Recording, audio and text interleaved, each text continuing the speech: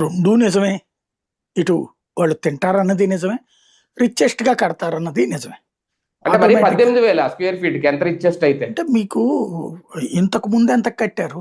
తాత్కాలిక భవనాలని చెప్పిన వాటికి. అవి అప్పుడు హైయెస్ట్. ఒకటి మన పబ్లిక్ ఎవరు పట్టించుకోరండి. బేసిక్‌గా కరప్షన్‌కి సంబంధించి సీరియస్‌గా తీసుకుని లేదా అసలు దుబారాను దీన్నో సీరియస్‌గా తీసుకుంటారా మన వాళ్ళు ఎవరన్నా పబ్లిక్? ఇప్పుడు 450 కోట్ల టోటల్‌గా రోడ్డు, ఆ కొండ పైన 7 బిల్డింగులు, గార్డెను ఇదంతా చేశాడు జగన్ విశాఖపట్నంలో. అవును. దాన్ని ఎవరు అప్రిషియేట్ చేశారు?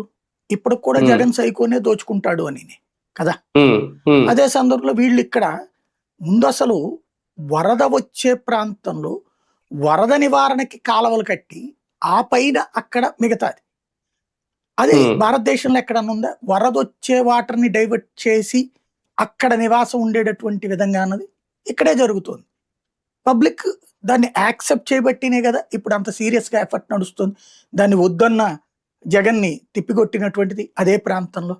కాబట్టి పబ్లిక్ అసలు ఆ డబ్బుల గురించి అదేం పట్టించుకోవట్లేదండి.